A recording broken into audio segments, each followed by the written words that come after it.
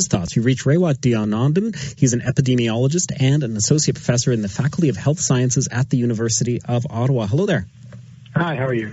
Okay, we just heard Paul Romeliotis talking about the delays when it comes to sending those testing and case information down the chain. Where else are you seeing the delays in the system right now? Well, some of it is hard baked into the science. For example, it takes hours and sometimes days to do the test appropriately, depending on the test. Unlike what we see in movies, yes, it takes right, a little bit longer, yeah. But most of it is administrative. So as we just heard, a lot of it is, getting the reports into the right place on time by the end of the day. And that's unfortunate. It shouldn't be that way. We live in 2020, not 1984. We're at the pinnacle of our technological civilization. All of this should be mostly automated. So we're entering the phase of the pandemic where it's not so much an epidemiological matter anymore as it is an administrative matter. So these are all mostly fixable problems. It just takes a bit more administrative leadership and a bit more money to be spent on a data backbone. So, I mean, those delays then, what challenges do they pose when it comes to actually fighting the spread of the virus? How does that trickle down into the work that's trying to be done? Sure. So here's an example. In Sweden, everyone was celebrating when they saw the number of deaths diminish. And I thought, we've passed the peak of the curve. When in fact, if you look at that curve at any point during the previous 2 weeks, you would have seen the same thing. That delay in reporting gives you a false impression of a reduced death load and a reduced caseload. It prevents us from fully understanding where we are on the epidemic trajectory. Now, clever epidemiologists and modelers will know this and will try to account for that lag in how we interpret the information, but it's not helping. It would really be useful if we had real-time data. I mean, and when we're talking about reporting, it's one thing then how that information gets out to the public, the public's understanding of what it actually means versus what the experts need to know when they're making decisions, right? In terms of, for instance, making decisions about reopening businesses and facilities. Oh, yeah. I mean, in order to do this correctly and safely, we need to open up, one thing at a time or one, level of the economy at a time, and then assess the data to see if it's having an impact on the nature of the epidemic and be able to dial back if need be. Without the ability to assess that data soberly and accurately, then we cannot make the appropriate decisions about which businesses and sectors need to be opened and closed. This is everything. Data is everything at this point, and it behooves us to spend the money and the time and the resources to get it right. When you say spend the time, though, so for instance, the Ontario government says it's going to start phase 1 of reopening the economy on Thursday. And you just said a moment ago, if you reopen one thing, see the effect, wait for the data, and move on. When you talk about reopen one thing, what would count as one thing? Well, one sector. Let's say opening up the landscaping and construction sector. Let's see how that works. Then we open up beaches and parks and swimming pools. Let's see what happens. Maybe open up schools. Let's see what happens. Wait about a week or two to see how it affects the caseload. Then we can decide, are these having a profound effect on community transmission? If that's the case, then we dial it back and think of other strategies. Okay, because that is that idea of then waiting a week or two to fully interpret the caseload, that is doing it differently then. It is, that's not the way that it's being done. It's the way I think it should be done. But at least it's being done in a staged format to see how the people respond to it. The numbers are only one part of this. The other part is the public psychology.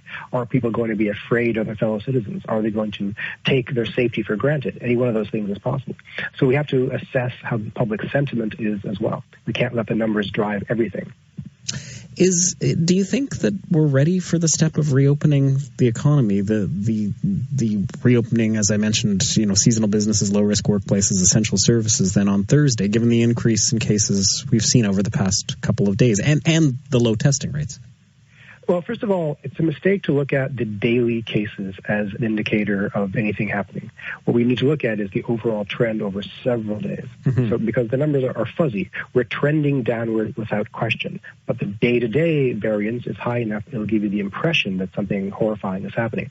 So to answer your question directly, I think we're ready to open some things, not everything, the safe things first. And I think we'll be more and more ready as the weeks go on. We're going to have to open at some point. This can't go on forever, obviously. The question is how we do it safely and with the least amount of impact on the epidemic curve. And I think the plan that's been put forth is a fairly good one. We're starting with low-risk, outdoor sorts of things, storefronts. and then leaving the indoor things like restaurants for later when the caseload really is quite low, and when hopefully we have the public health infrastructure for an incredible amount of contact tracing and testing, because that's key to all of this. What else, though, do you have to do to get around those delays in the information chain? We need a better information systems backbone. So when we experienced SARS 17 years ago, this is one of the problems we detected back then. Back then, you would email an Excel file from the public health unit to the ministry, and they would email it to the feds, and they'd do the data compilation. And that Excel files included things like the age and the sex of the person affected, and not a whole lot else. We need to have richer amounts of data traveling in real time through high-tech 21st century conduits. So we invested a little bit in that with a series of information technology backbones, but we can do better. So we shouldn't have to be waiting to the next day, to Monday, if you stop on Friday, in order to see the data. This should be automated. There should be an AI, hopefully, in place. There should be an automated process of instantaneous data flow. This is not rocket science. It's fairly accessible data science from the late 1990s, and we should be implementing it. In terms of that system, making the system more efficient, is there anything else? I don't want to use the term streamline, because I don't think you're talking about oversimplifying what's the information that needs to be out there. But is there anything else that could make the system more efficient? Well, I think having fewer reporting barriers would be useful, and having a standardized reporting format. One of the problems is an Excel file gets sent to one office, and then it's translated into another format for another office, and by the time it gets to the public, it's been aggregated and given a variety of tables. Raw data needs to be shared with the public, I think, so that academics like myself can access it and make up their own minds. And also, it should be made in a format that is exportable to a variety of other platforms. I know we're getting into the weeds there when it comes to data science, but that's the sort of thing that slows down the trickle of information and prevents people from having the appropriate visualizations and making the right decisions. We need to know where the epidemic is happening, hopefully in real time, but also geographically and the demographics of the people it's affecting. Historically, we tend to only report, again, sex and age and location, but we need to know comorbidities, medical histories, that sort of thing, if we're really going to understand this disease well. Raywat, thanks so much for your time today. Thank you. That's Raywat Deonandan, an epidemiologist and associate professor in the Faculty of Health Sciences at the University of Ottawa. If you have thoughts on what he had to say, all in a day at cbc.ca.